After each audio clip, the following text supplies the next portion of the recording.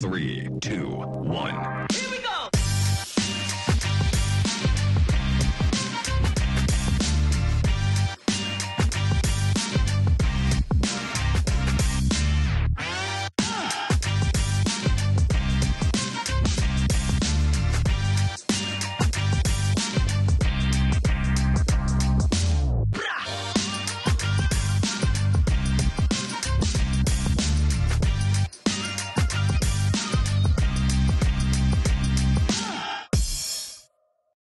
Rebonjour et merci à nouveau d'être avec nous pour cette dernière conférence de ce salon Cyclo Hauts-de-France et pas des moindres, puisqu'elle va nous faire débattre d'un sujet central duquel découlent beaucoup de points que nous avons évoqués lors de ces 2 journées, celui de la disponibilité de la ressource en eau à l'heure du changement climatique, notamment sur ce bassin Artois-Picardie. Alors comme tous les autres bassins et régions de France, ici on ressent fortement les effets du réchauffement climatique. La ressource en eau principale, on va le voir et le détailler, et nos intervenants le diront mieux que moi, elle est située dans le sous-sol et plus particulièrement dans la nappe de la Crée qui couvre plus de 70% du bassin.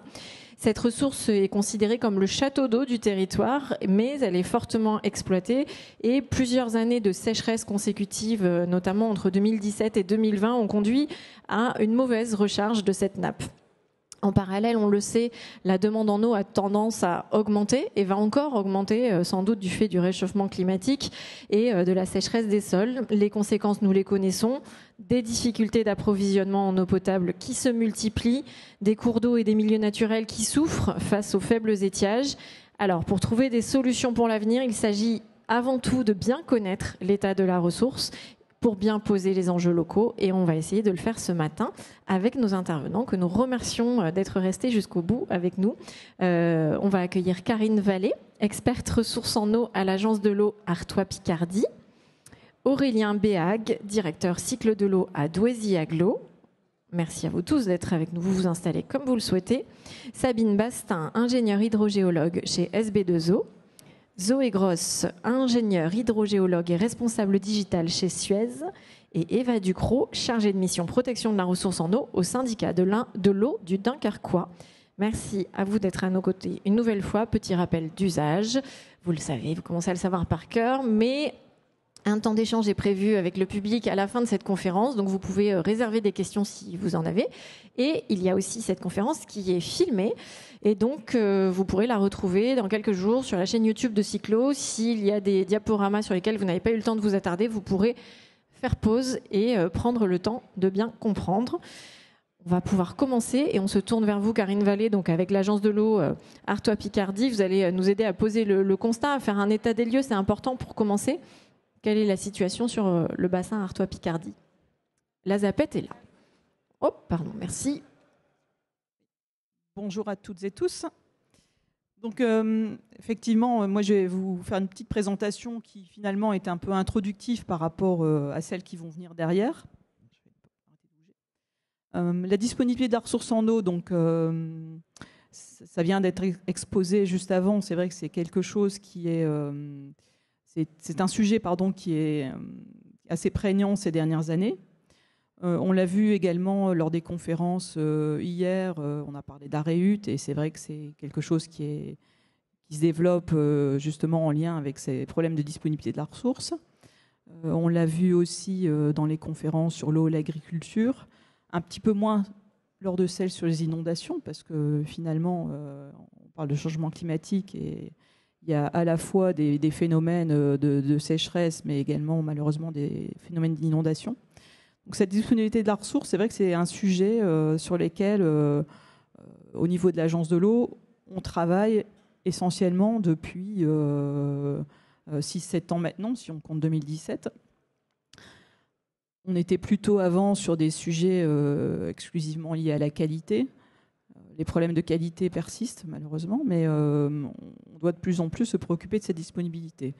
Et qui dit problème de disponibilité aussi, ça engendre des conflits d'usage et des nécessités de partager cette ressource, donc de la connaître et de savoir comment on peut essayer de la partager au mieux pour les différents usages. Alors comme on l'a dit juste avant, au niveau du bassin Artois-Picardie, la ressource essentielle, ce sont les eaux souterraines. Et c'est aussi pour ça que finalement, sur le bassin, on a longtemps considéré qu'on avait un château d'eau inépuisable et qu'on aurait de l'eau tout le temps, par rapport à d'autres bassins plus au sud qui, eux, ont déjà travaillé sur ces problématiques depuis longtemps. Donc on a une ressource essentiellement souterraine. Au niveau des cours d'eau, on a peu de débit, pardon. Et on a également la particularité, c'est que beaucoup de cours d'eau en fait sont soutenus par les eaux souterraines, et donc il y a une corrélation assez forte entre ces deux milieux.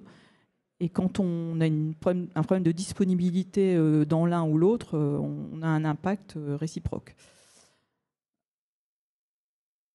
Juste pour resituer un peu les niveaux de prélèvement sur le bassin, on est environ un peu plus de 500 millions de mètres cubes par an prélevés, toutes ressources confondues, avec à peu près 60% pour l'usage eau potable.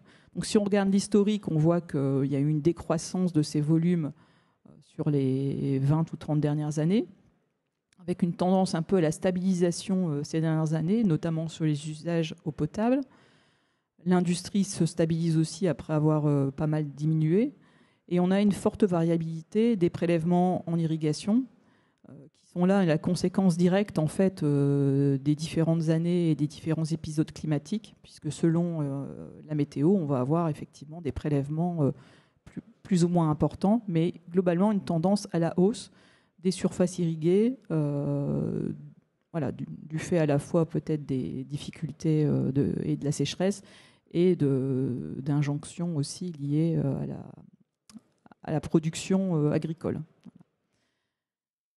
Les impacts de ces problématiques quantitatives, c'est à la fois un problème de disponibilité, donc des assecs sur des forages et éventuellement des difficultés d'approvisionnement de collectivités ou d'activités industrielles. Également, ça a un impact sur les assecs de cours d'eau et donc des impacts sur les milieux naturels.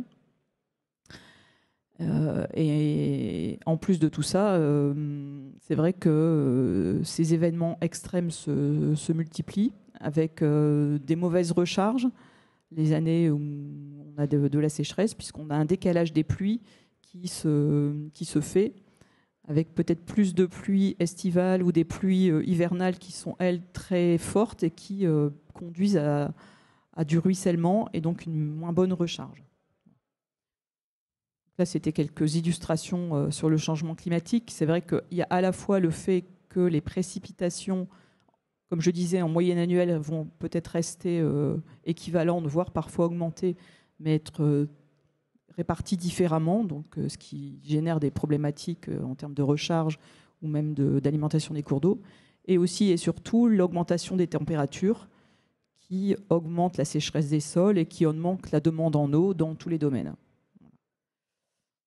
Alors au niveau de l'agence, pour revenir un peu à ce que l'on a fait ces dernières années, donc comme je disais, on a commencé vraiment à s'intéresser à ces sujets dans les années 2017-2020, et on a mené une première étude pour caractériser un peu cette disponibilité à l'échelle du bassin, donc avec un diagnostic des tensions à l'échelle des territoires de SAGE, avec un calcul d'un bilan besoin-ressources, avec un certain nombre d'indicateurs de pression sur cette ressource, et une analyse prospective de ces tensions aux horizons 2030 et 2050, donc en appliquant des scénarios d'évolution climatique et des scénarios d'évolution des usages, ce qui nous a permis de dresser une première carte qui montre un peu les territoires en tension et donc de prioriser ces territoires en tension quantitative. Donc avec des territoires en tension à court terme, d'autres à moyen terme, et d'autres qui ont été là qualifiés sans tension identifiée. Ça, c'est à l'échelle du territoire de SAGE en entier, ce qui ne veut pas dire qu'à une échelle plus restreinte, sur un bassin versant de ces SAGE, il puisse y avoir périodiquement des problématiques d'étiage et d'assec. Et cette carte également recouvre un petit peu des réalités différentes, puisqu'on va avoir des SAGE qui sont classés en tension quantitative parce qu'effectivement, on a des problèmes de disponibilité en période d'étiage, il y a un problème d'assec de cours d'eau, et il y a également des SAGE qui sont en partie en tension du fait d'une dépendance à d'autres territoires.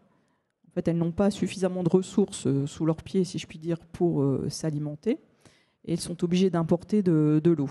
Et donc, ceux-là aussi sont classés en tension par cet indicateur.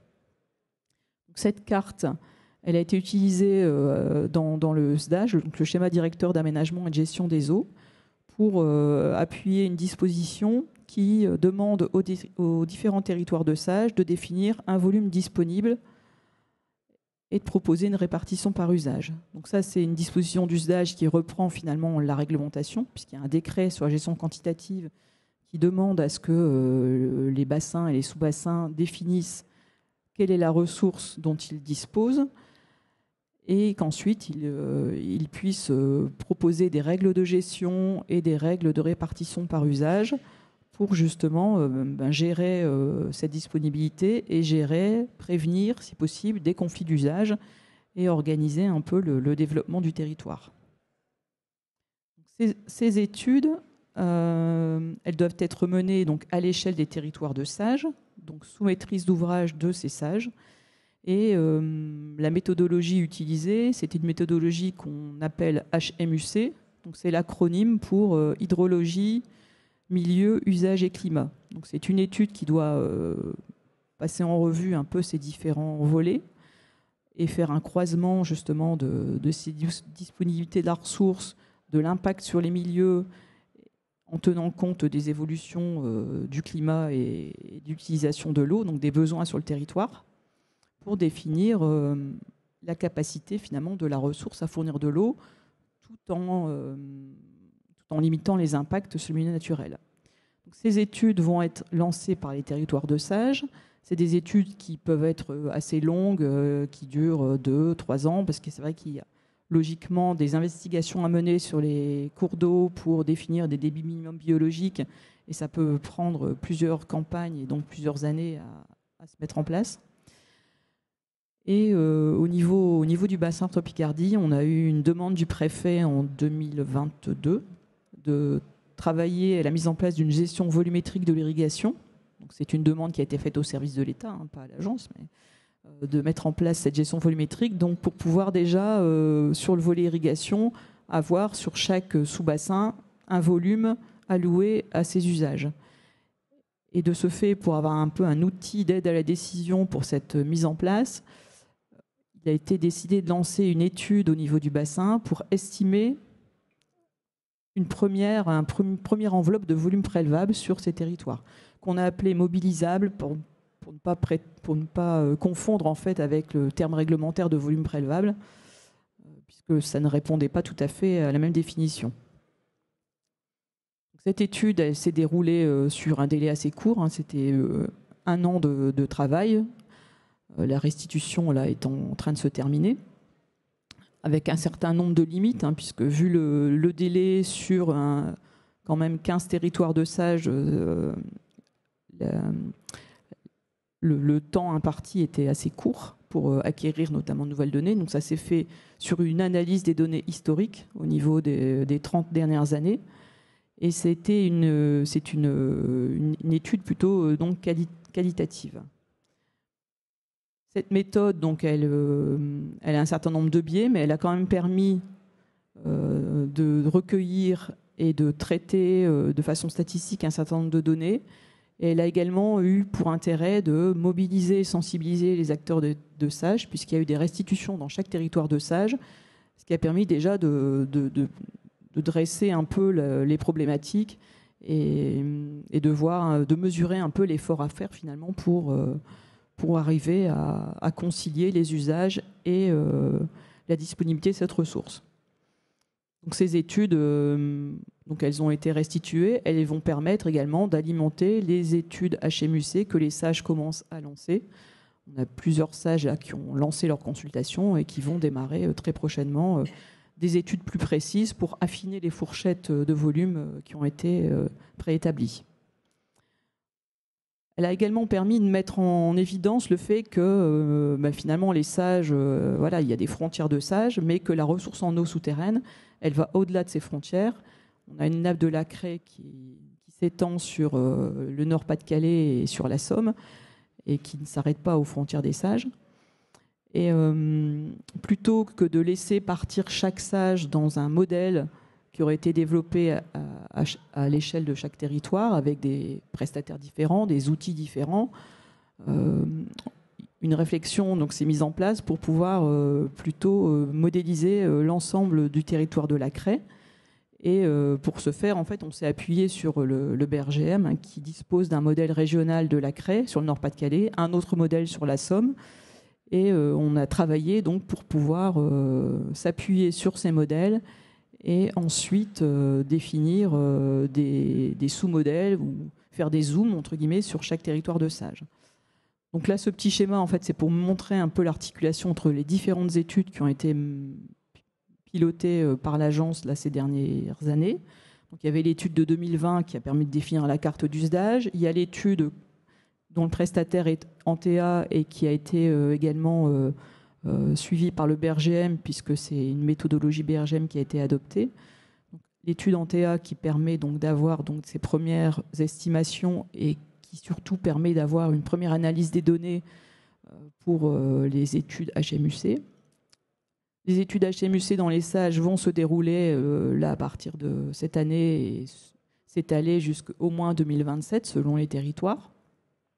Et en complément de ces études HMUC, on aura un volet modélisation qui sera réalisé via donc, le modèle BRGM. Donc l'agence, en fait, a passé une convention de recherche et développement avec le BRGM, convention qui sera signée la semaine prochaine officiellement. Donc, c'est une convention qui va s'étaler sur 4 ans et demi, puisque c'est vrai qu'il y a un volume de travail très important. Il y a déjà une remise à jour globale du modèle sur l'ensemble du bassin. Alors, je dis le modèle, mais il y a plusieurs modèles, puisqu'il y a un modèle Nord-Pas-de-Calais, un modèle Somme, et il y aura un modèle également sur le sage OTI qui est un peu à cheval sur les deux. Il y aura un affinage sur chaque territoire de sage, et ça se fera de façon échelonnée au fur et à mesure des études HMUC. Et ensuite, ce modèle pourra justement appuyer les études HMUC pour modéliser les scénarios de prélèvement sur chaque territoire de sage afin d'affiner cette détermination des volumes prélevables.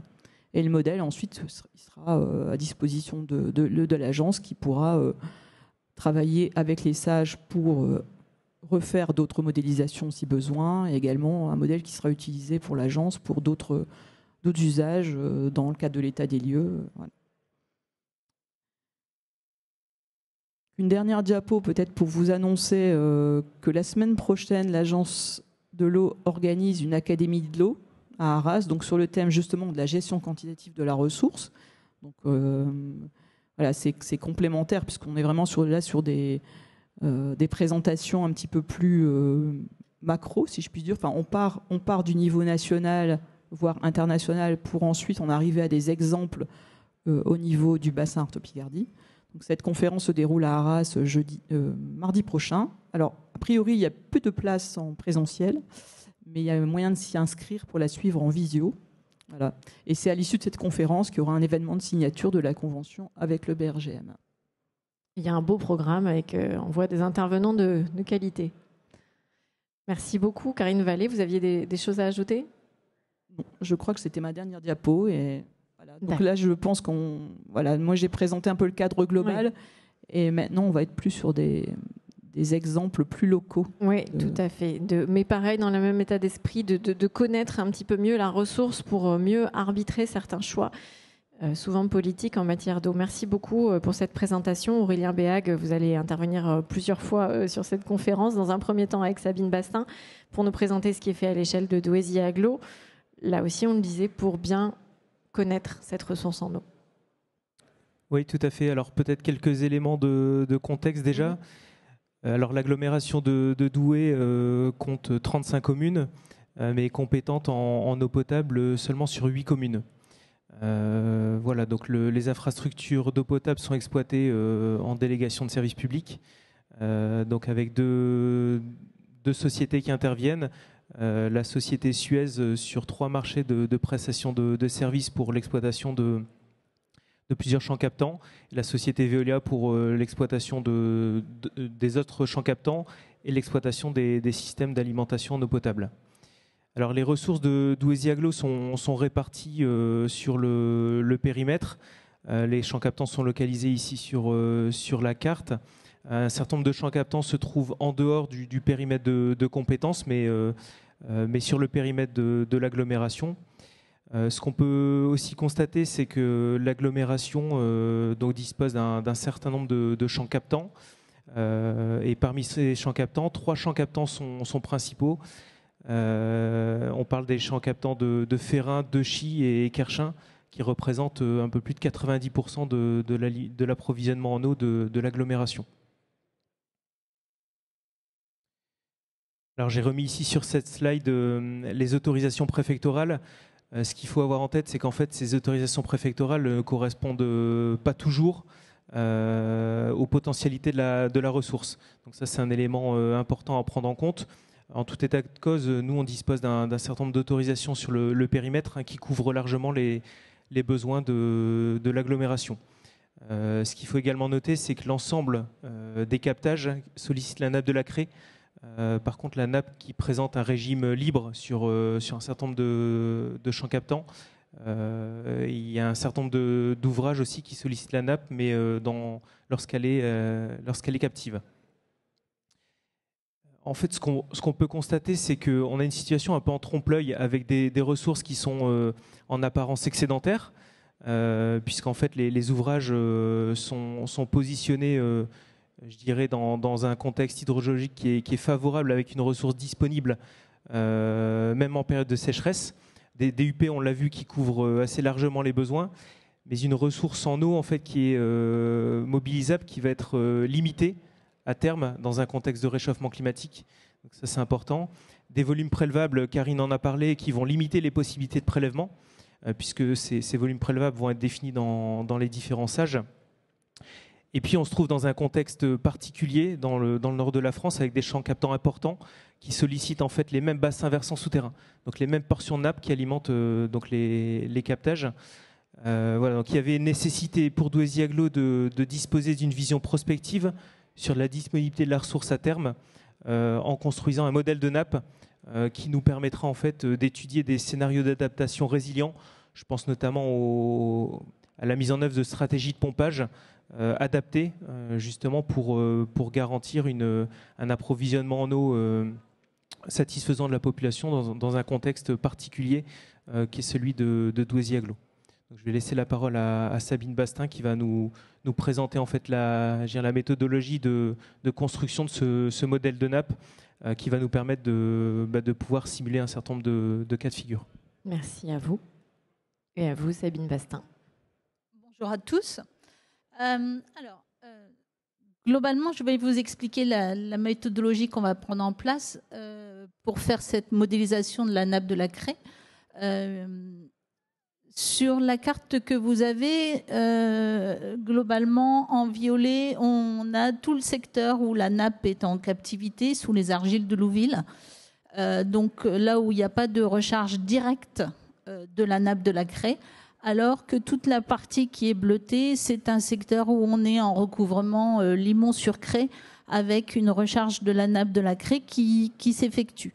Les petits points bleus en fait représentent les lignes de partage des eaux globalement des bassins, et les traits rouges correspondent aux failles géologiques qui vont en fait induire des modifications de la structure du sous-sol. Par le jeu de ces failles, en fait, toute l'aquifère crayeux est descendu en profondeur au niveau du bassin d'Orchy, qui est donc dans la zone qui est violette. On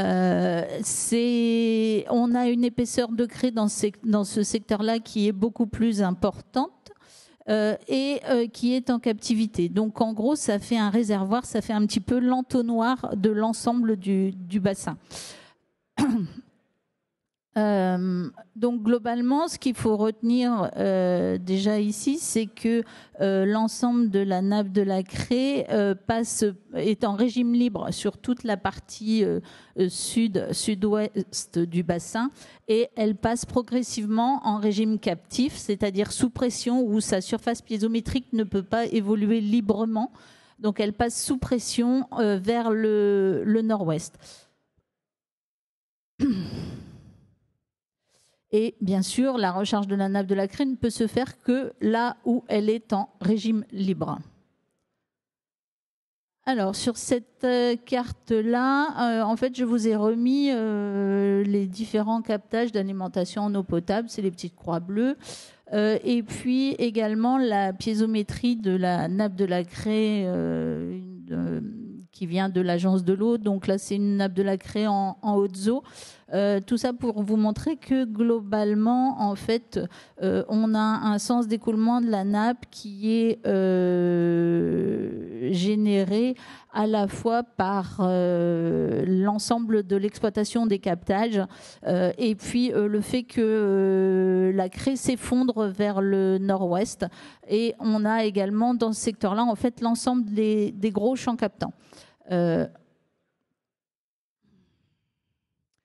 Et ce qu'on voit également sur cette carte, c'est que l'ensemble des grandes vallées humides sont des axes de drainage préférentiel de la nappe de la craie.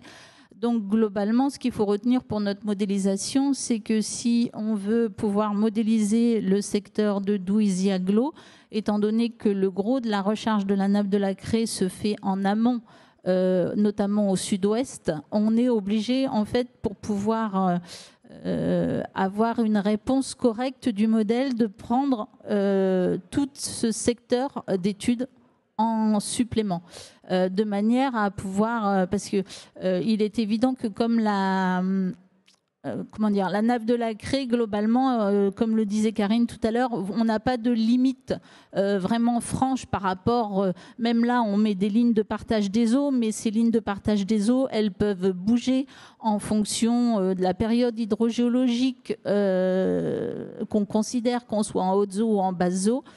Donc il y a des endroits où, et puis également si vous avez une surexploitation au droit d'un bassin, ça peut en fait modifier les écoulements et vous pouvez avoir un transfert d'eau d'un bassin, par exemple du bassin versant de la Scarpe vers le bassin versant de la Sensée. Donc à partir de là, il faut pouvoir modéliser ces phénomènes de manière à avoir une réponse par la suite qui soit fiable pour les champs captants qui nous intéressent.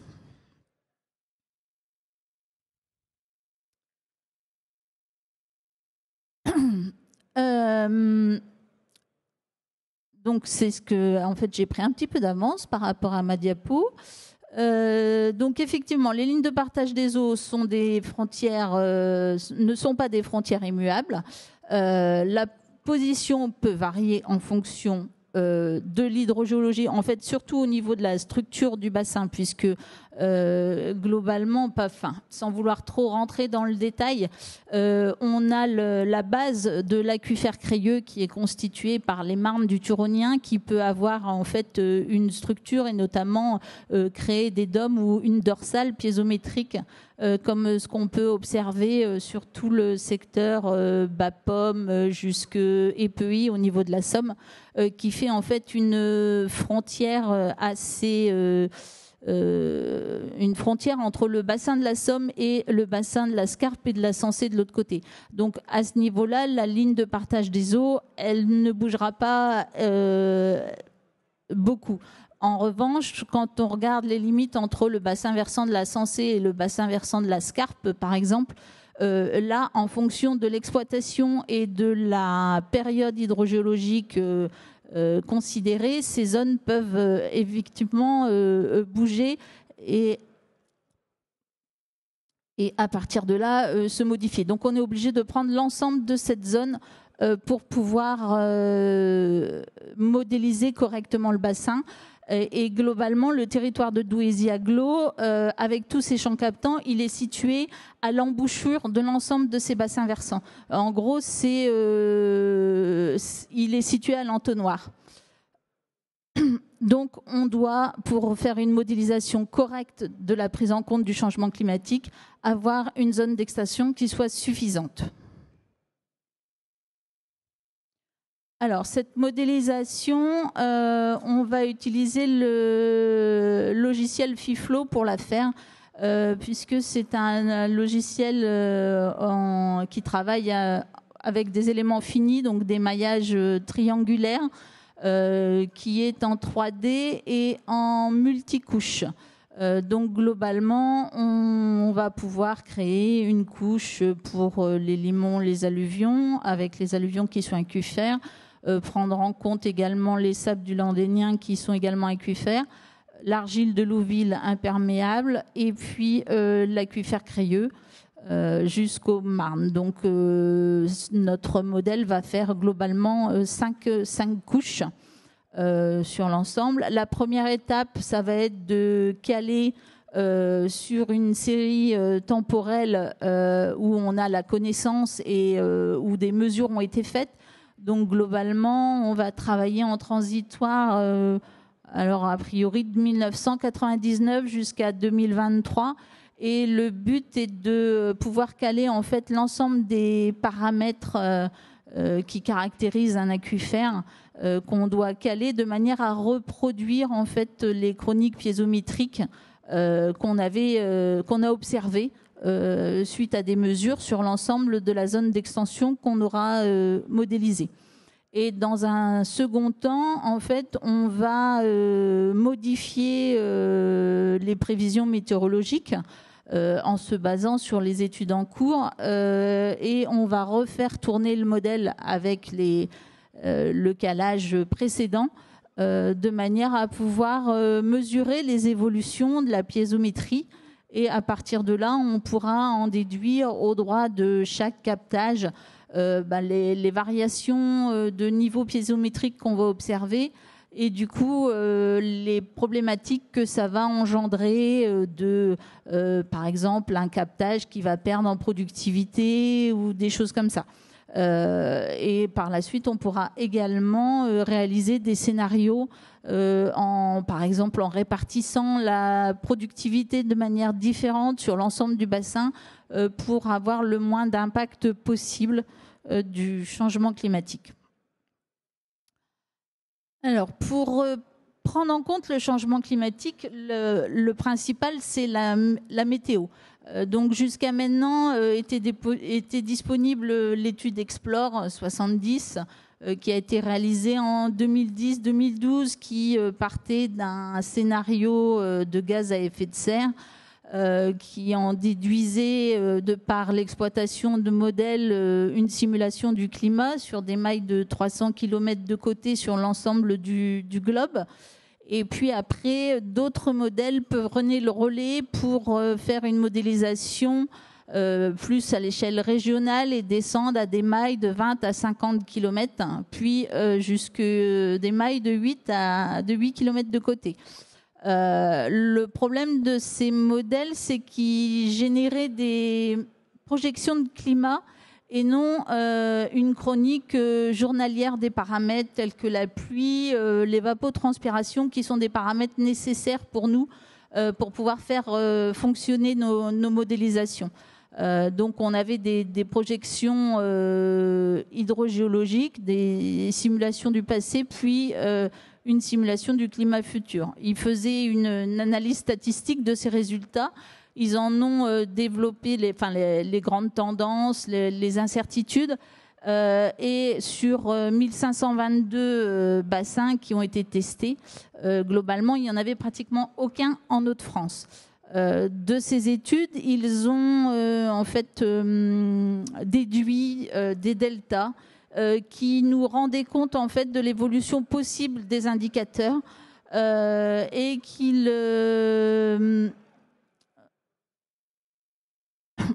convenait d'appliquer aux valeurs observées pour calculer des évolutions possibles en valeur absolue. Globalement, sur le bassin Artois-Picardie, ces modèles nous disaient que le cumul de précipitations annuelles risquait de baisser entre 0 à 18%, avec, selon les projections, avec une médiane à 8%. 0 à 18%, c'est énorme. Pareil, au niveau de l'évapotranspiration potentielle annuelle, on nous prévoyait une augmentation entre 15 à 35% de l'ETP, ce qui veut dire que baisse des précipitations, augmentation de l'évapotranspiration potentielle, ça voulait dire globalement une baisse de la pluie efficace sur l'ensemble du bassin et à partir de là, baisse de la recharge de la nappe de la craie. Mais c'était particulièrement compliqué, sachant qu'on mettait que la quantité de pluie allait varier, mais sans vraiment indiquer comment. Donc, pour pouvoir répartir ça sur des données météo actuelles et pouvoir le modéliser, c'était pas évident. Depuis juillet 2021, ils ont lancé à la suite de cette étude Explore 2 qui est portée par l'INRAE et l'OIE et qui a pour vocation en fait de mettre à disposition des projections hydrogéologiques des eaux de surface et souterraines. Le but c'était qu'à l'horizon, ils ont acté qu'à l'horizon 2100 les températures pourraient augmenter de plus de 4 degrés avec une baisse des précipitations estivales. Dans un premier temps, au cours de cette étude, ils ont testé sur l'ensemble des modèles existants. Ils les ont testés sur certains critères en fait pour pouvoir déterminer, donner aux différents bureaux d'études une méthodologie ou leur dire voilà, sur tel type de bassin versant, tel modèle sera plus réactif et permettra d'obtenir les meilleurs résultats.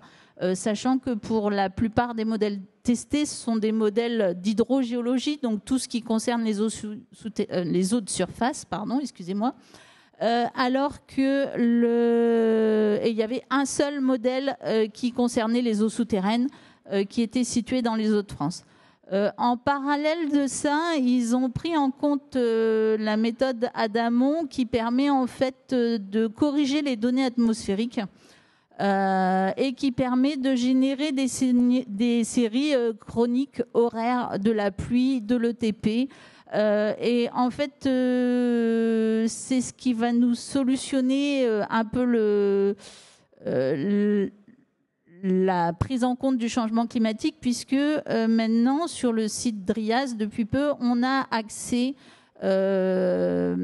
à des données météorologiques au pas de temps journalier. Donc là, par exemple, je vous donne un petit exemple de ce qui est disponible. On a la possibilité sur un secteur donné, avec des points de grille, là donc un point tous les 8 km, de récupérer une série temporelle. Alors, on nous propose différents scénarios qui vont varier en fonction de la concentration en dioxyde de carbone. Soit le scénario RCP 4.5 qui considère une stabilisation, une baisse pour le RCP 2.6 et sans politique particulière pour le RCP 8.5. Et en fait, pour chaque scénario, on peut télécharger sur la zone qui nous intéresse une chronique de pluie, de température et de TP de 2006 à 2100. Donc à partir de là, ça va nous permettre de pouvoir générer une variation de la pluie efficace journalière sur l'ensemble du secteur d'études qu'on va pouvoir modéliser parce que globalement, on va reprendre notre modèle qui va être calé sur l'époque actuelle et pour modéliser la prise en compte du changement climatique, en fait, on va lui injecter ces nouvelles données météorologiques et puis on va observer ce que ça va donner au niveau de la piézométrie et de la recharge de la nappe de la craie. Bon, on a également d'autres indicateurs annuels qui sont intéressants, qui prennent en compte le niveau de réchauffement. Donc, ce sont des choses qu'on va pouvoir tester en fonction des choix qui seront faits pour les différents scénarios. Je vais être un petit peu embêtante sur le timing. Je pense que c'est la dernière. On y est presque. Allez. Donc c'est bon, j'accélère. Donc globalement, en fait, le but par la suite, là je vous ai mis un exemple de chronique piézométrique qui est observé sur les champs captants de Douaisis-Aglo.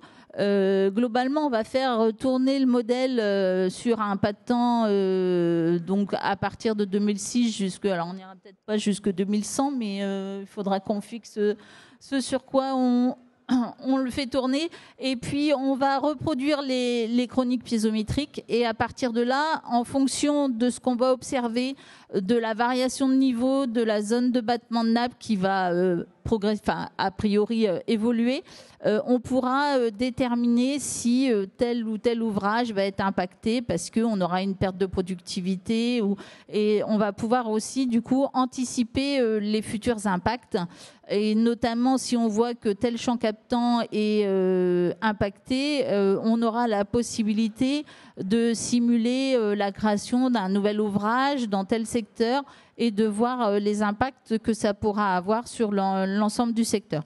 Donc c'est vraiment le but, c'est d'optimiser la stratégie de renouvellement de l'ensemble de ces champs captants avec la prise en compte du changement climatique. Merci beaucoup. Aurélien Béac, vous vouliez peut-être conclure sur cette démarche. Alors, on voit qu'elle est en cours, hein, elle est même au début, donc il n'est pas temps de faire un bilan, mais qu'est-ce que vous en attendez au niveau de la collectivité ? On voit bien en fait que le réchauffement climatique va nous obliger à mettre en œuvre une stratégie de pilotage différente de celle qu'on pouvait avoir jusqu'à présent. C'est-à-dire qu'en fait, on va devoir piloter de manière assez fine les ressources en eau, puisqu'en fait, la ressource va être limitée. Et donc, il faut vraiment que ce modèle de nappe puisse nous permettre de faire ce pilotage opérationnel qu'on attend. Oui, on voit qu'il y a effectivement un degré de précision qui va vous permettre d'aller doser les prélèvements, d'aller ajuster. Exactement, et avec ce modèle et les solutions qui sont aujourd'hui disponibles sur le marché, on va pouvoir aussi, je dirais, être très précis dans le pilotage des ressources et notamment le pilotage des forages, et ça on aura l'occasion de le voir juste après. Et c'est un enjeu. On peut prendre une ou deux petites questions très rapidement sur ce point parce que c'était dense et effectivement intéressant pour les spécialistes aussi. Est-ce qu'il y a des questions à ce stade ou est-ce que vous voulez vous réserver pour la fin ? On va vous donner un micro.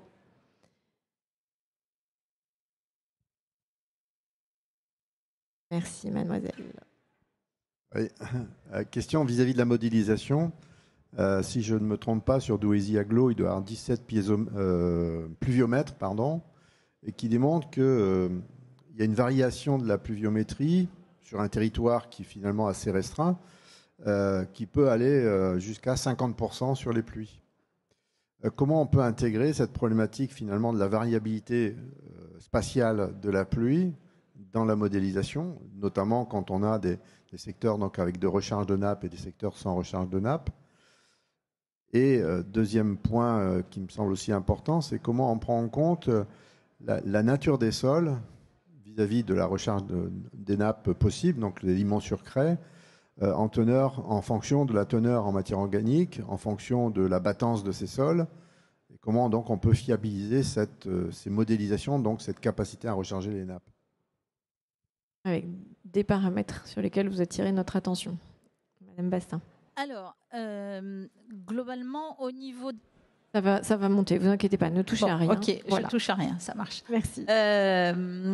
Au niveau déjà au niveau de la pluviométrie sur l'ensemble, alors on peut créer sur la modélisation autant de stations météo en tel point qui vont vous calculer la pluie efficace, et on introduit également dans le modèle un critère qui s'appelle la RFU, la réserve facilement utilisable, qui va nous permettre de jouer sur en gros l'infiltration, enfin la quantité de pluie efficace, d'accord. Ensuite, par couche, en fait, on va rentrer des paramètres tels que la perméabilité verticale, perméabilité horizontale, et en fait, on va jouer sur le calage. Alors, on a des idées, des paramètres, mais on n'a pas une carte avec quelque chose de très précis. Donc on part sur des idées moyennes, enfin sur des teneurs moyennes en fonction de l'ensemble des études auxquelles j'ai pu avoir accès et puis la bibliographie. Ça, c'est le point de départ. Et en fait, le calage du modèle se fait sur cette perméabilité, ce facteur de perméabilité essentiellement, et également sur la transmissivité, mais c'est surtout la perméabilité verticale qui va rentrer en ligne de compte et qui va nous permettre de jouer ou faire du retard ou de voir aussi les échanges avec la rivière, puisqu'il y a des secteurs où on va infiltrer, d'autres secteurs où la nappe va venir recharger les rivières, etc. Donc c'est ça qui peut devenir très compliqué, puisqu'il y a tout un tas de paramètres, et ces paramètres, on les a pour chaque couche. Donc à partir de là, en fait, le point central pour le calage, après, ça va être de l'ensemble des chroniques piézométriques, parce que le but, c'est de pouvoir, en fait, venir reproduire la chronique piézométrique qui est observée. D'accord ? Donc, plus on a de points d'observation, plus après, il est... je dirais pas plus aisé, mais au moins on arrive à être plus proche de la réalité, à se dire oui, le modèle est cohérent, il donne quelque chose. Après, l'idéal, ce serait également d'avoir des mesures de débit des cours d'eau sur l'ensemble du territoire. J'avoue qu'actuellement, il y en a pas beaucoup et ça manque par rapport à d'autres secteurs. Là, ce serait vraiment une donnée sur laquelle il faudrait travailler, parce que le Cojol, le Crinchon, il n'y a aucune mesure de débit, quoi. Après, pour la partie battance, matière organique, alors là, honnêtement, c'est pas pris en compte. On peut jouer sur un des modèles auxquels je pense, on joue sur la rugosité du sol, où on peut, en fonction de l'occupation du sol, etc., déterminer un coefficient qui permet de gérer en gros les écoulements qu'on peut avoir avec le ruissellement, etc. Mais globalement, on ne rentre pas la matière organique ni la battance du sol sur ce secteur-là. Après, notre connaissance du secteur va nous permettre, par rapport à la perméabilité qu'on rentre, de pouvoir jouer là-dessus en se disant, bon là, on sait qu'il y a des problèmes de ruissellement ou il y a tel ou tel problème, donc du coup, on va un peu plus augmenter le paramètre que dans d'autres. Mais on va apporter de la connaissance humaine aussi. Oui, pas que de la donnée. C'est l'expérience du modélisateur qui fait que... On reprendra peut-être des questions tout à l'heure si vous le voulez bien, et on va poursuivre avec nos autres intervenants. Merci d'avoir répondu. Aurélien Béag, on revient vers vous parce que vous allez désormais, avec Zoé Gross, nous présenter le travail qui est réalisé plus spécifiquement sur un champ captant. Expliquez-nous ça. Effectivement, on a mis en place sur le champ captant de Férin une solution qui nous permet justement d'avoir un pilotage le plus fin possible des prélèvements. Alors le territoire, je l'ai présenté il y a quelques minutes, je ne vais pas revenir dessus. Les ressources, on en a parlé. Peut-être juste vous rappeler que le champ captant de Férin contribue à hauteur de 42% de l'alimentation en eau potable du périmètre. Donc c'est un champ captant stratégique pour Douaisis Agglo. Celui en jaune, hein, c'est ça? Ouais, exactement. Ouais. D'accord. Et donc c'est un champ captant qui présente en fait un certain nombre de particularités. Donc champ captant stratégique, je l'ai dit, puisqu'il participe à plus de 40% de l'alimentation en eau du périmètre. Un champ captant qui présente une problématique de qualité, et ça a été rappelé par Monsieur Fontaine hier en plénière institutionnelle. Et cette problématique de qualité, elle a conduit Douaisis Agglo à mettre en place une barrière hydraulique, c'est-à-dire qu'il y a un forage qui est dédié sur le champ captant, qui sert exclusivement de barrière hydraulique. Donc il y a des pompages qui sont effectués quasiment en permanence sur cet ouvrage-là. Et cette eau est rejetée au canal qui jouxte le champ captant, de façon à créer en fait un barrage souterrain pour faire en sorte de protéger le reste du champ captant de cette pollution-là qui est présente au niveau des forages. Donc c'est une pollution en bentazone Donc on a une problématique donc de qualité là, sur le champ captant. C'est la raison aussi pour laquelle on a mis en place un certain nombre d'actions pour permettre de reconquérir la qualité de l'eau là, sur l'ensemble du bassin versant souterrain qui alimente ces forages. L'autre particularité sur le champ captant, c'est qu'en fait, on a une dame de la craie donc, qui est sollicitée là, par les forages qui constituent ce champ captant, qui bénéficie d'un phénomène de dénitrification naturelle qu'il faut absolument conserver. Et donc, il faut veiller à mettre en place une stratégie de pompage adaptée pour faire en sorte de ne pas accélérer trop les vitesses d'écoulement, ce qui pourrait mettre en péril justement ce phénomène de dénitrification et conduire à l'augmentation des teneurs en nitrate sur les forages. Donc ça, c'est un point de vigilance particulier. Et puis, c'est un champ captant qui présente des baisses de productivité liées à des colmatages de crépines, puisqu'en fait, ce phénomène de dénitrification, il conduit en fait à la formation de fer. Donc, il y a du fer qui est naturellement présent dans l'eau. Et ce fer, quand on rabat trop la nappe, on va finalement aérer les crépines, on va oxygéner l'eau et donc le fer va précipiter et va colmater en fait les crépines de forage. Donc on a un certain nombre de points de vigilance sur le champ captant et ces points de vigilance, ils nous ont conduit à rechercher en fait des solutions sur le marché qui nous permettent en fait de suivre en temps réel la productivité du champ captant de Férin.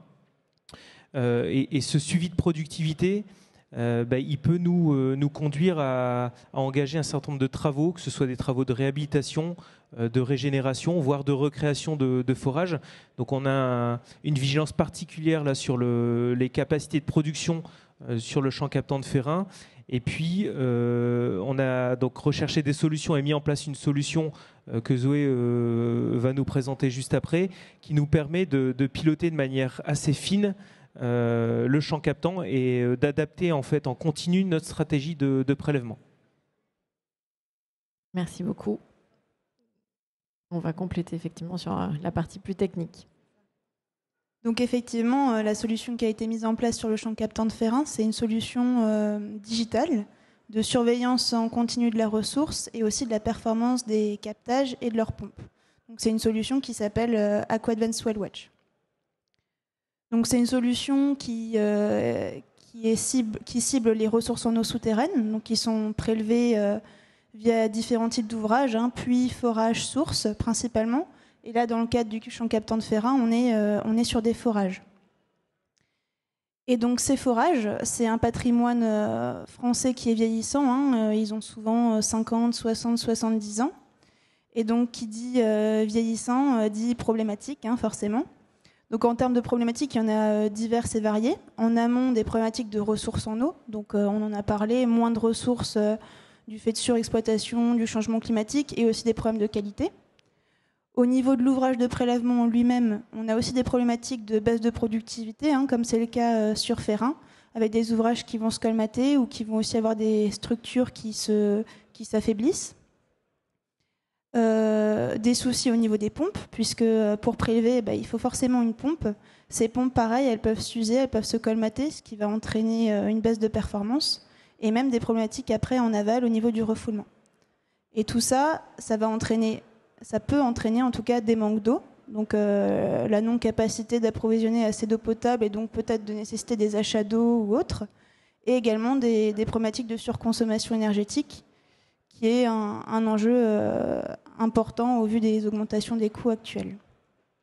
Et donc c'est dans ce contexte-là qu'on a mis en place cet outil AquaAdvance Well Watch, dont l'idée c'est de surveiller en continu la ressource et la performance des captages et pompes, pour déjà avoir une surveillance en continu de la ressource, à long terme faire de la prédiction également des niveaux d'eau, faire de l'optimisation des opérations, comme l'a dit Aurélien, on a des optimisations de renouvellement de pompes, des nettoyages de forages, etc. Et également une optimisation énergétique. Tout ça sur tous les ouvrages liés à la ressource en eau souterraine. Et dans le cas de Férin, on va être sur des ouvrages type forage. Forcément, pour ce type d'outil, il faut de la donnée. Ça, c'est indispensable. Et donc, ça nécessite d'instrumenter les ouvrages. La donnée principale, ça va être la première à installer, c'est le niveau d'eau, le suivi du niveau d'eau dans chacun des ouvrages avec une sonde de niveau pour suivre tout ce qui est ressources. Ensuite, la mesure de débit. Combien on prélève, à quel débit, via un débitmètre qu'on installe également sur le forage. Avec ces deux données, on est déjà capable d'avoir tout ce qui est suivi de la ressource et suivi du captage. Et après, en complément, quand on a des sujets, des problématiques énergétiques, on va également suivre les pompes. Et pour suivre les pompes, on va installer une mesure de pression et une mesure de consommation électrique. Et avec ces 4 capteurs principaux, on est capable de calculer une quantité d'indicateurs de performance importants pour pouvoir faire tout le suivi et l'optimisation nécessaire. Et en complément, si on a des soucis de qualité aussi, comme ça peut être le cas, installer des sondes de qualité, bien sûr, pour mesurer tout ça en continu. Et donc, toutes ces données, elles remontent en continu sur l'outil, qui va en calculer et en faire des indicateurs de performance. Donc, on a différents types d'indicateurs de performance qui sont calculés. Le premier, c'est un indicateur sur la qualité de la donnée, parce que, comme on l'a dit, sans données, on ne fait rien. Et donc, il faut s'assurer que cette donnée elle soit de bonne qualité. Et puis après, des indicateurs de performance du captage, de performance de la pompe et des indicateurs surveillance ressources également. Tous ces indicateurs, ils sont suivis en continu par l'outil qui est capable d'alerter après via des systèmes événementiels l'exploitant en cas de dérive et du coup de pouvoir intervenir rapidement sur site.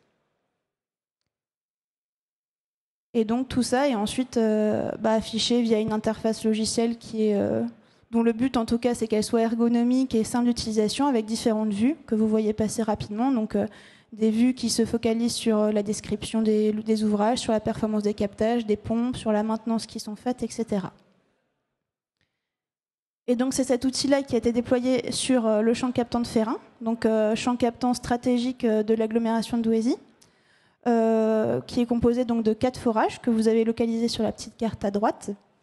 Et donc, comme on l'a dit, il y a des problématiques de colmatage des ouvrages et de qualité de l'eau, qui nécessite un pilotage, si on peut dire, sur mesure de son exploitation.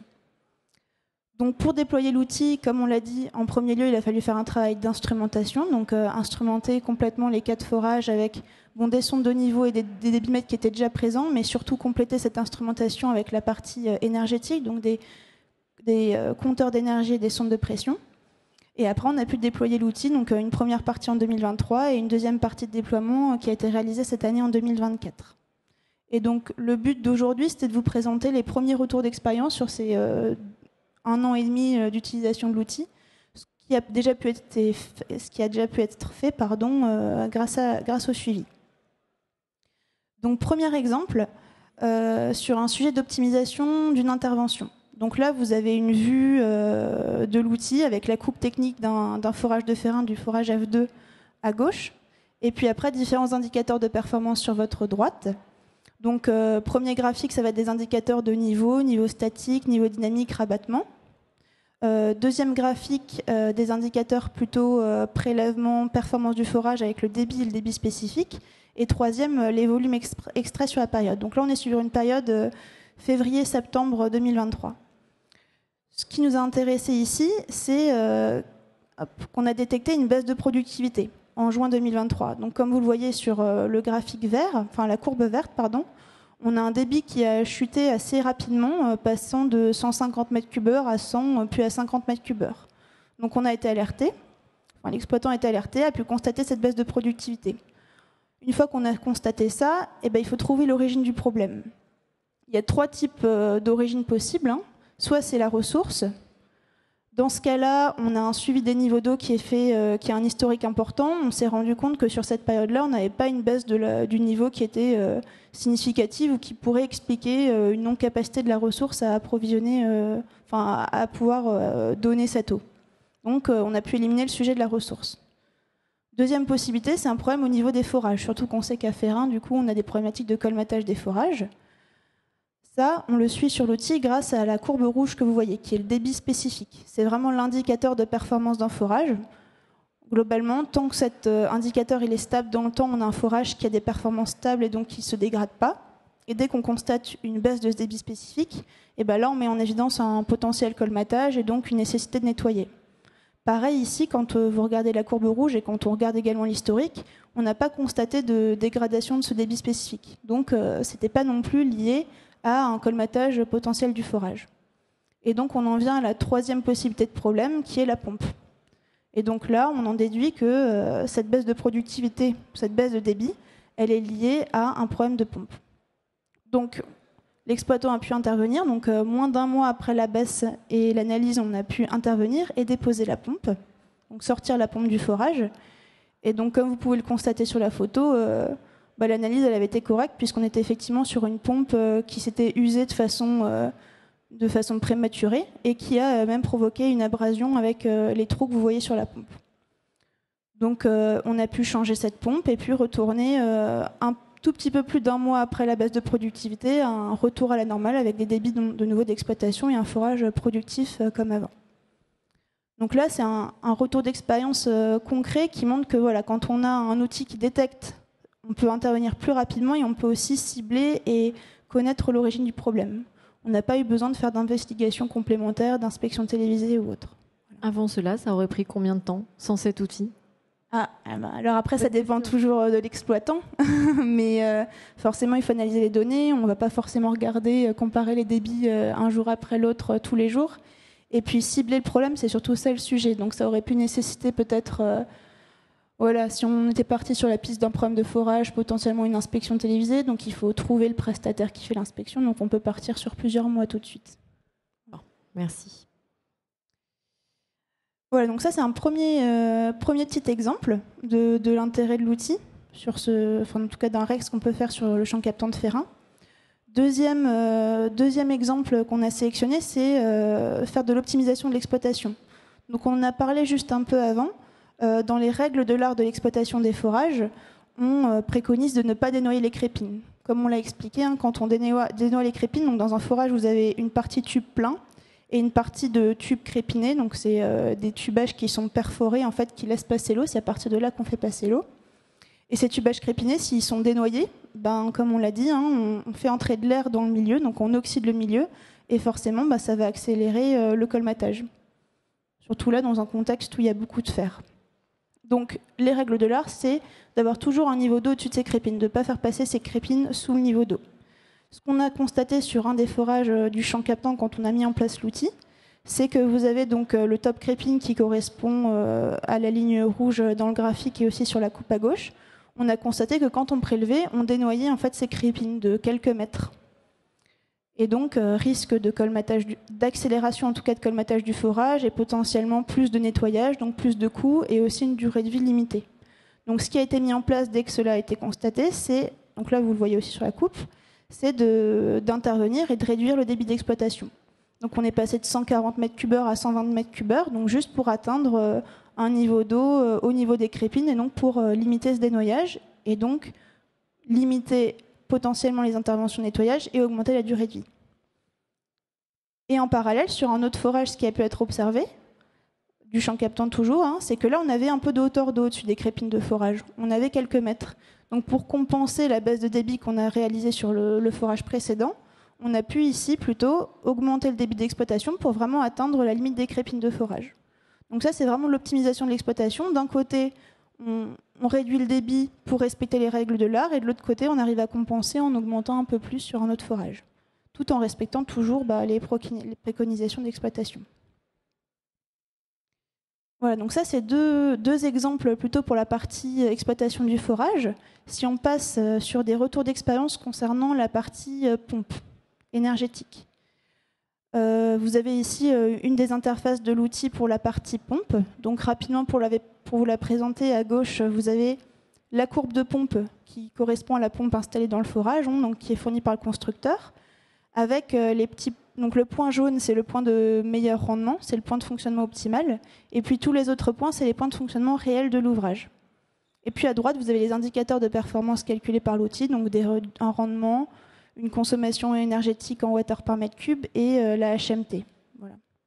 Là, c'est juste pour vous mettre en évidence l'impact de la mise en place de la variation de fréquence sur les forages de Férin, donc qui sont localisés au niveau de la flèche. Donc la flèche, ça constitue la maintenance de mettre en place la variation de fréquence.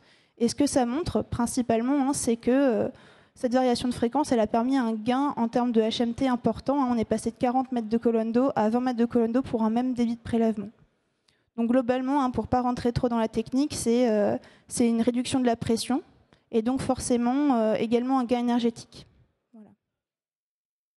Et donc ça, c'est la variation de fréquence. Ça permet de pouvoir varier les débits de prélèvement dans un forage de plusieurs dizaines de mètres cubes heure sans avoir besoin de vanner finalement la pompe manuellement et donc d'entraîner des augmentations de perte de charge et donc forcément de consommation énergétique. Hop. Et puis, dernier exemple de ce suivi sur le champ captant de Férin, c'est le démarrage de calculs. Donc, on a quelques mois d'historique de données pour la partie énergétique, mais les calculs des indicateurs de performance de certaines pompes du champ captant, qui ont montré, par exemple, pour cet exemple ici, qu'on a cette pompe-là qui a un rendement inférieur à 40%, une consommation spécifique de 130 Wh par mètre cube, et surtout, quand vous regardez les courbes de pompe à gauche, des points de fonctionnement qui sont vraiment très très décalés sur la gauche par rapport aux points de meilleur rendement. Donc là, ça met en évidence une pompe qui a mal été dimensionnée pour le fonctionnement réel de l'ouvrage. Donc ça s'explique dans ce cas-là parce que c'est un forage de secours qui doit être capable, en cas de problème sur un autre forage, de pouvoir prélever plus. Mais on se rend compte que là, ça entraîne quand même des consommations énergétiques qui sont beaucoup plus importantes que ce qu'elles pourraient être si on avait mieux dimensionné. Donc ça peut donner une piste à l'exploitant, à l'agglomération, pour prévoir à court, moyen terme, selon les besoins, un plan de renouvellement, pendant lequel, là, on choisirait une pompe qui serait beaucoup plus adaptée au fonctionnement réel, et donc qui aurait un meilleur rendement et forcément une consommation énergétique plus faible.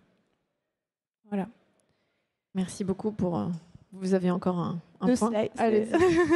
Pardon. Je vais trop vite. Voilà, et c'est l'avant-dernière. Du coup, dernier sujet, on a vu la performance des captages, on a vu la performance des pompes, et là, on est sur la ressource en eau.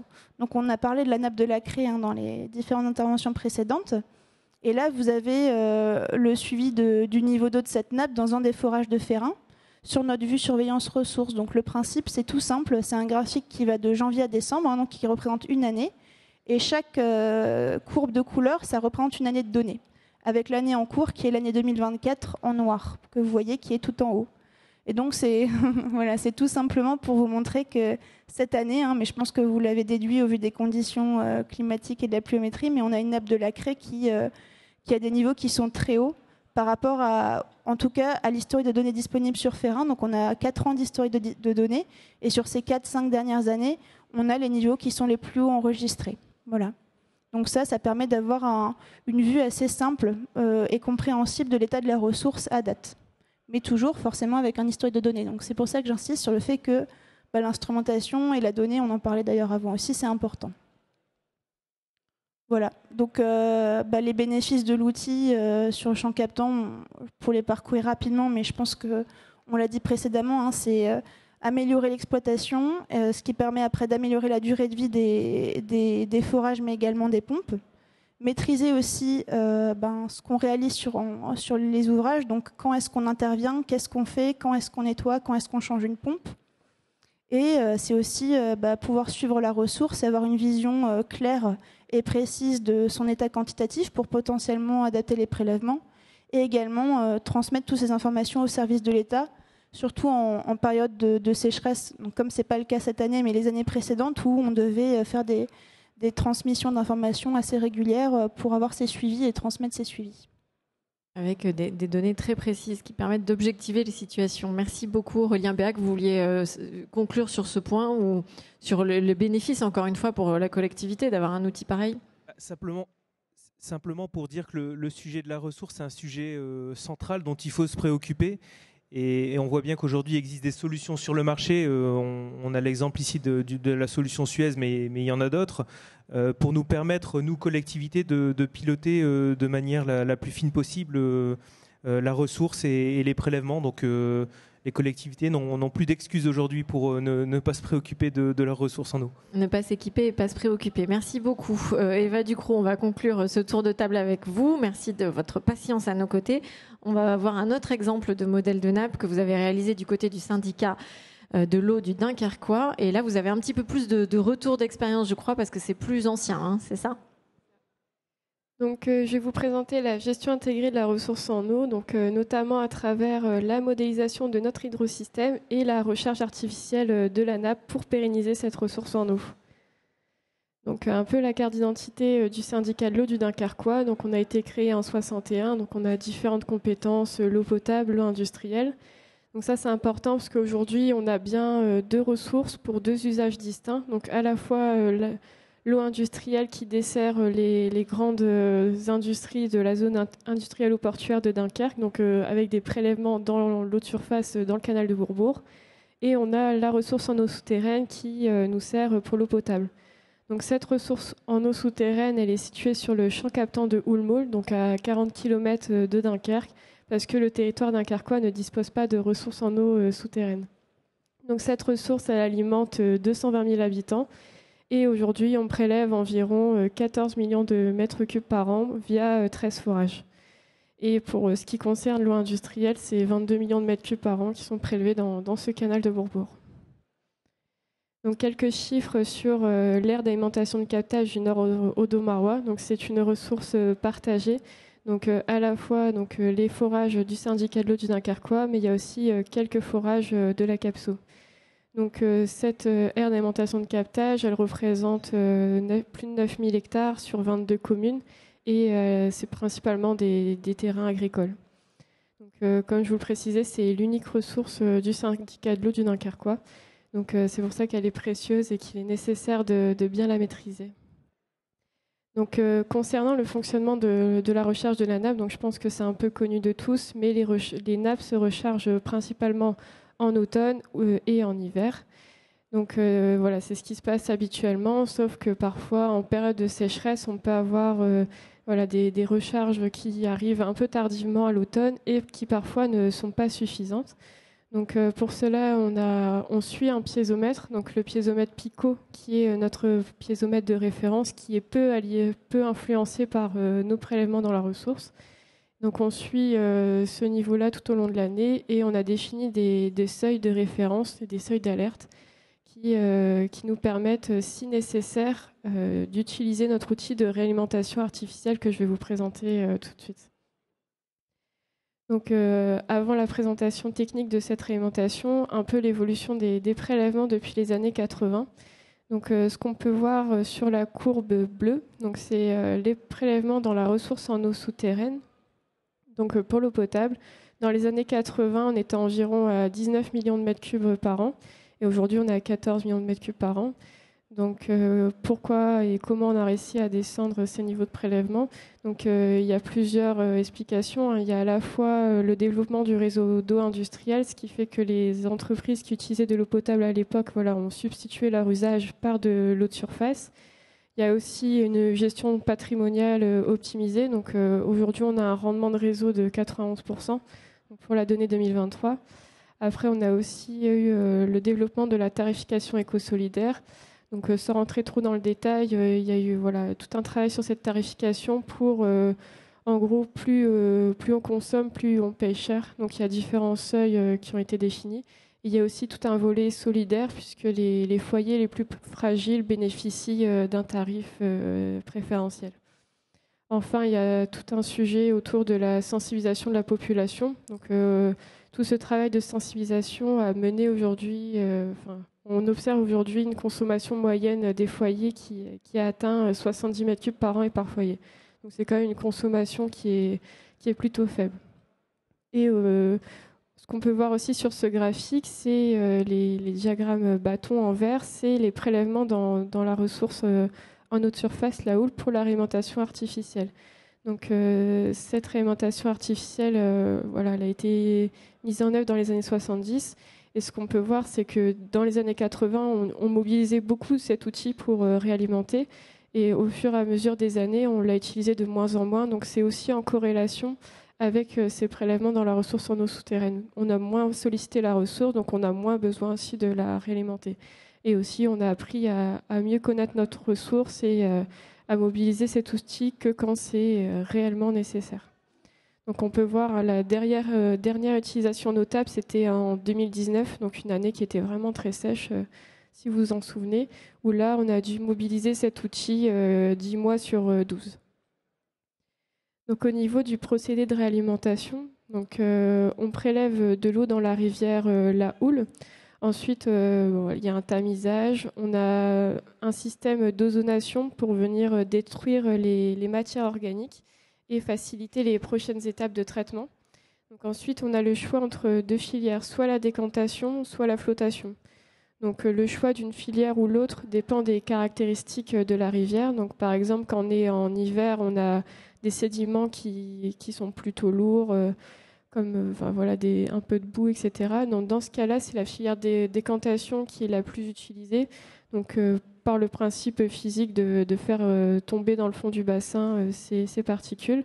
Et à l'inverse, quand c'est nécessaire de mobiliser cette réalimentation en été, parce que pour des besoins, on utilise plutôt la filière flottation, puisque là, dans l'eau, on a des particules comme des algues, etc. Et il est plus efficace de faire fonctionner cette flottation. Et ensuite, on a une filtration sur charbon actif, et cette eau est acheminée vers le bassin de réalimentation qui est creusé dans la nappe de la craie, et ça vient s'infiltrer vers cette nappe.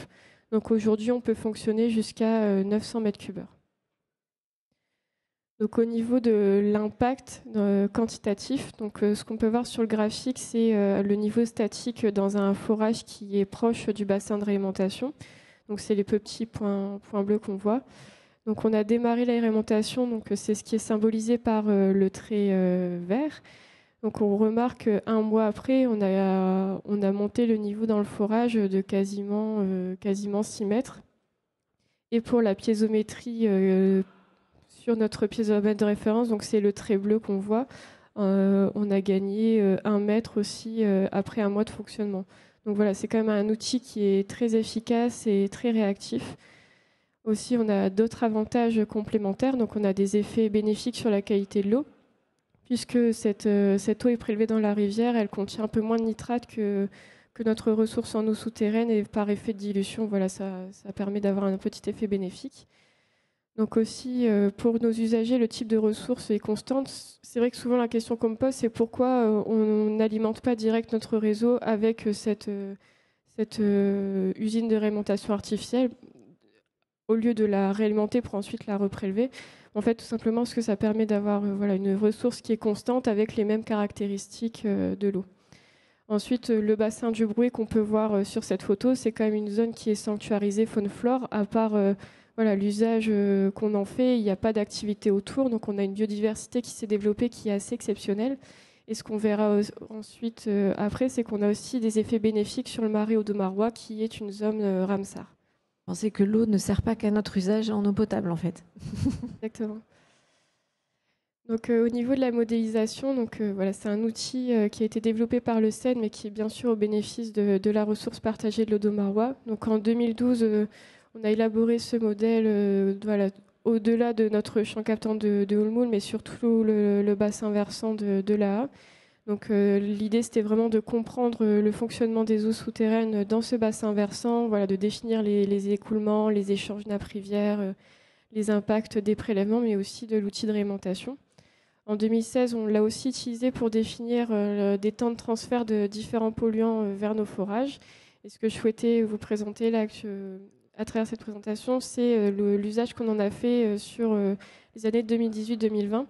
Donc on a pu mettre à jour ce modèle en coopération avec le SMAJA, donc le syndicat qui gère la rivière Laha et qui porte l'animation du sage de l'Audomarois. Donc l'objectif, ça a été de définir les volumes prélevables, donc à la fois sous le sous-bassin versant nord Audomarois, le bassin versant de Laha aval et le bassin versant de Laha amont, mais qui a fait l'objet d'un travail un peu plus tard. Donc, cette modélisation a permis de définir un volume prélevable de 22 millions de mètres cubes sur le nord Audomarois. Ce qui a été retenu par la commission locale de l'eau du sage Audomarois, c'est un volume maximum prélevable de 21 millions de mètres cubes, pour avoir une petite sécurité. Et sur ces 21 millions de mètres cubes, il y a eu une répartition par usage. Donc, pour ce qui concerne l'eau potable, l'industrie et l'irrigation, il y a une utilisation de 18,5 millions de mètres cubes. Et il y a une marge mobilisable qui est intégrée de 2,5 millions de mètres cubes. Donc cette répartition a permis de réviser la règle numéro 1 du sage. concernant l'apport de connaissances de la modélisation sur l'alimentation artificielle. Donc, ce qu'on peut voir sur le graphique, c'est les scénarios historiques des volumes exorés au niveau d'un point du marais. Donc en bleu, le scénario historique, et en rouge, on est venu simuler l'annulation de la réalimentation pour les années où on a réalimenté.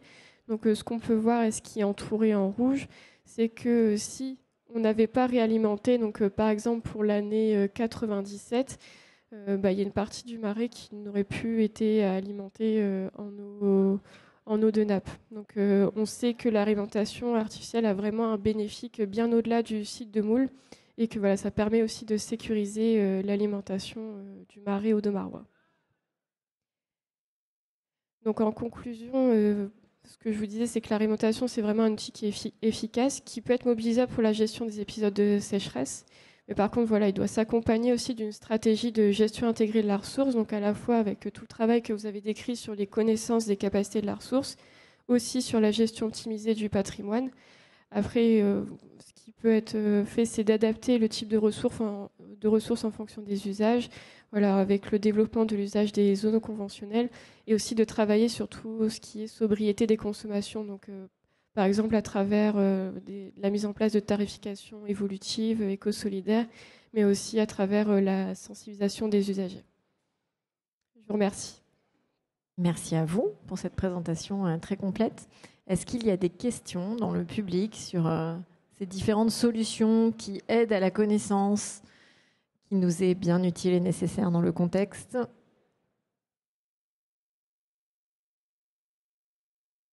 Ah oui, il est 13h quand même, hein. Ça se sent.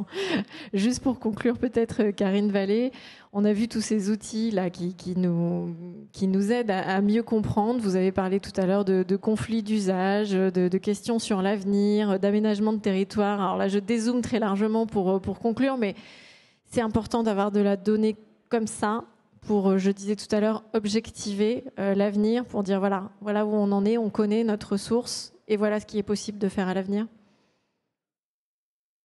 Oui, ça va venir. Effectivement, les données, c'est essentiel, quoi.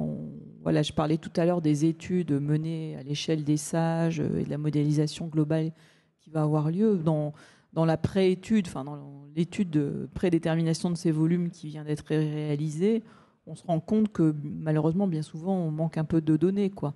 On parlait des mesures de débit dans les cours d'eau qui sont nécessaires pour intégrer dans les modèles, pour pouvoir caler les choses. Et c'est vrai que finalement, on a assez peu de points et c'est problématique. Donc c'est vrai que l'acquisition de données est essentielle sur des périodes longues pour pouvoir avoir une stabilité des chroniques et avoir un historique. Et ensuite, ces données, en fait, elles vont pouvoir être utilisées.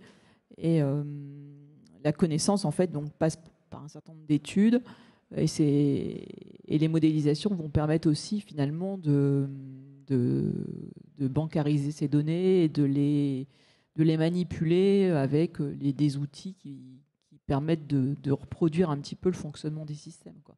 Et c'est des outils d'aide à la décision, ensuite, pour mettre en place des règles de gestion, essayer de gérer un petit peu des potentiels conflits, simuler des nouveaux usages ou des déplacements justement d'usage selon des activités qui évoluent, quoi.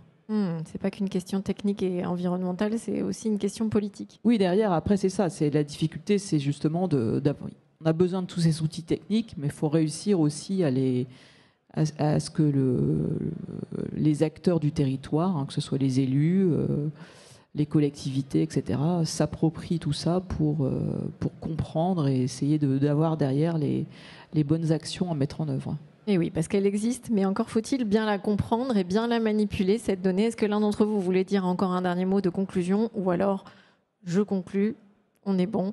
Alors, merci 1000 fois de nous avoir donné tous ces outils et tous ces retours d'expérience qui permettent d'envisager une gestion plus éclairée de nos ressources. C'est un enjeu d'avenir qui nous réunit tous ici, je crois, sur le salon Cyclo. Juste avant de conclure cette large séquence de conférences, je vous signale qu'il y a un petit rendez-vous sur l'espace pédago. On me dit que c'est par là. Donc au fond à droite, un petit quiz vous attend sur le sujet de la gestion intégrée des eaux pluviales pour tester un peu vos connaissances. Alors vous n'avez pas le droit de jouer, sinon ça compte pas. Mais en tout cas, vous pouvez aller un petit peu jouer et tester vos connaissances. C'est la fin de ce grand cycle de conférences sur le salon Cyclo Hauts-de-France. Nous étions ravis d'être ici à Douai. Le salon se poursuit, mais nous avons eu le plaisir d'échanger sur plein de thématiques passionnantes. Karine Vallée les rappelait tout à l'heure lors de ces 2 journées. Merci à tous les intervenants d'avoir enrichi les débats. Je le rappelle encore une fois, dans quelques jours, la chaîne YouTube du salon Cyclo, vous allez pouvoir revisionner tout ce que vous n'avez pas vu et compléter votre connaissance. Merci à tous ceux qui nous ont aidés à préparer, coordonner ces temps d'échange, les partenaires, les pilotes, l'agence de l'eau Artois-Picardie, représentée par Karine Vallée, Douaisis Agglo, évidemment, très présent sur les conférences, la métropole européenne de Lille. Merci à Caroline Braun qui est derrière, qui a coordonné ce cycle de conférences avec méthode et talent comme toujours. Merci aux adorables équipes de Lumens pour le décor, le son, la lumière. Et de mon côté, j'ai été ravie d'animer ces conférences. Merci pour la confiance renouvelée sur les salons. Ça va s'afficher. Rendez-vous pour les prochains rendez-vous. Moi aussi, il faut que j'arrête. Les prochaines dates. Cyclo, septembre en Corse, octobre à Orléans. Et puis on continue l'année prochaine. On ne s'arrête pas. Le sujet de l'eau le mérite. Merci à tous. Bon appétit et à bientôt. 3, 2, 1.